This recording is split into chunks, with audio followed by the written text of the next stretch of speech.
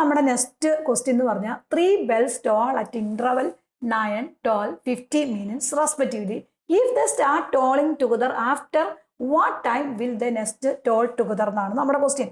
ഇവിടെ നമുക്ക് 3 നമ്പേഴ്സ് തന്നിട്ടുണ്ട്. 9, 12, 15 ആണ് തന്നിരിക്കുന്നത്. അടുത്ത നെക്സ്റ്റ് ടൈമിൽ നമ്മൾ എപ്പോഴാണ് toll together, next time toll together എന്നാണ് ഇവിടെ ക്വസ്റ്റ്യൻ.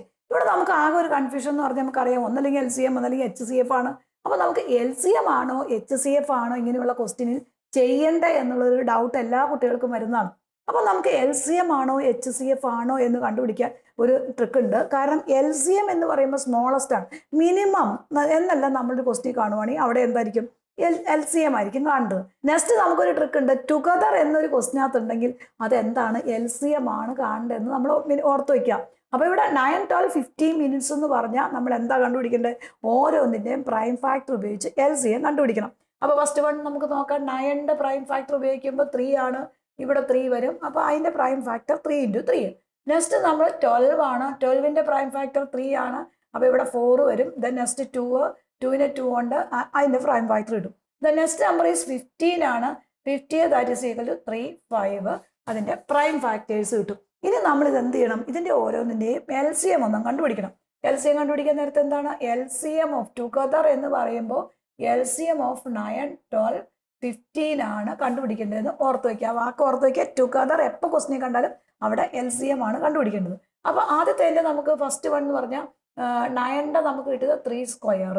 ദെൻ 12ന്റെ നമുക്ക് കിട്ടിയത് 3 × 2 സ്ക്വയർ. അടുത്ത 15ന്റെ കിട്ടിയത് ദാറ്റ് ഈസ് ഈക്വൽ ടു 3 × 5 വരും. അപ്പോൾ നമ്മുടെ ആൻസർ എന്ന് പറഞ്ഞാൽ LCM എന്ന് പറഞ്ഞാൽ എത്രയാണ് മക്കളെ? That is equal to highest power ആണ് അല്ലേ? അപ്പോൾ 3യുടെ ഹയസ്റ്റ് പവർ എന്ന് പറഞ്ഞാൽ 3 സ്ക്വയർ ആണ്, 3 സ്ക്വയർ എടുത്തു. 2ന്റെ ഹയസ്റ്റ് പവർ എന്ന് പറഞ്ഞാൽ 2 സ്ക്വയർ ആണ്, 2 സ്ക്വയർ എടുത്തു. 5ന്റെ ഹയസ്റ്റ് പവർ എന്ന് പറഞ്ഞാൽ 5 ആണ്, 5 അങ്ങനെ തന്നെ എടുത്തു. ഇനി ഇതെല്ലാം കൂടെ നമ്മളൊന്ന് പ്രോഡക്റ്റ് ചെയ്യണം. 9 അങ്ങനെ തന്നെ എഴുതി, 2 × 2 4 എഴുതി, 5 അങ്ങനെ തന്നെ വരും. അപ്പോൾ നമ്മുടെ LCM എന്ന് പറഞ്ഞാൽ പ്രോഡക്റ്റ് ചെയ്യുമ്പോൾ 180 കിട്ടും.